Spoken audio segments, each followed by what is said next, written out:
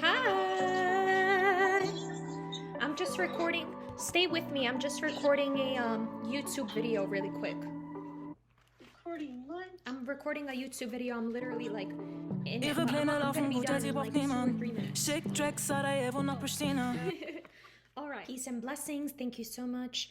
Welcome to another episode of Tahir Dalila, where I discuss all things entrepreneurship, leadership, holistic wellness, holistic healing, elevation, evolvement of self, mastery of self, and so much more.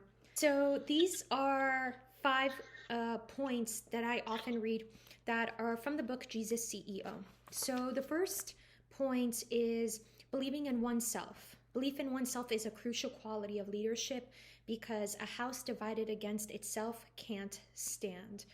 And what I really love about that point is being able to rely on oneself. The belief in one's own self is quite important. If you are doubting yourself in any shape or form, it's obviously going to affect how you lead. Another thing that I wanted to mention here was that what is the definition of an Omega leader? The Omega leader has a backbone like a rod of steel when it comes to doing the right thing. And I love this quote. You may have to search for it, but once you hit the harmonic C, the note that matches perfectly with your soul, you, God, and destiny will be in one harmonious sound. Others will stop and they will perk up their ears and begin to gather around.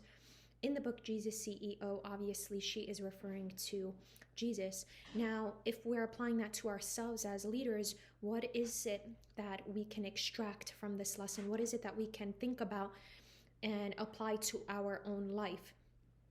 I like the fact of principleship, having integrity. Having integrity basically means that no matter what, even if you lose money, even if you lose friends, even if you lose acquaintances, if you lose opportunities because you're standing for the right thing, that's all that matters.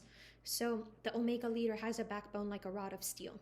This is so crucial, and I think one of the most significant things that we really need nowadays. People who are not going to falter or change their principles, change their values, change their integrity for profit. And one of the things about my independent learning center is that we highly focus on this. We are based in principle and integrity. I'm not going to take on students or clients or work with schools or universities if what they are asking of me is something that is contrary to what I truly believe is right.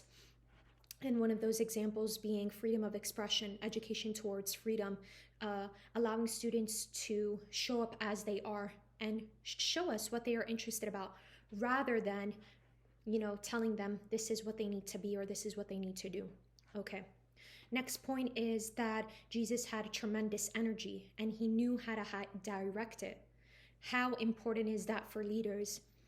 Whether we're leading our own lives or leading companies, whether we're leading professionals or even businesses, even if we're leading our own family, we have to have tremendous energy. But this is really important.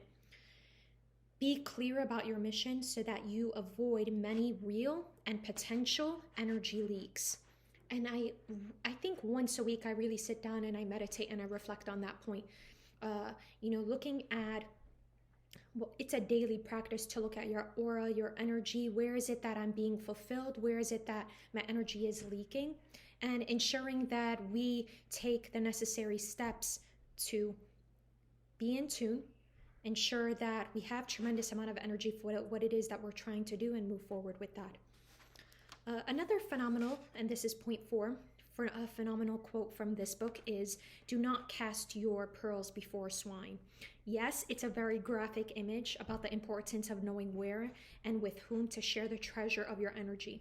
But this is really what I love the most, treasuring your energy, valuing your energy, and then also asking the question, well, how many leaks do I have in my daily life, and what is it that I need to do in order to ensure to protect my energy?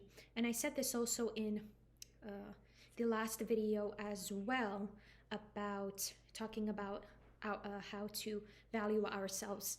We need to know that we are upright, that we We're born in uprightness and in purity and in divinity, and it's our responsibility to protect that at all costs. And last but not least, one of my favorite quotes from the book is, to be a leader requires a tremendous amount of energy. That we know. Most leaders are intuitive, or they would not be able to hear and see things that no one else can see or hear. Leaders must therefore be aware that their energy is subject to depletion and that they must make guard that energy reserve a priority.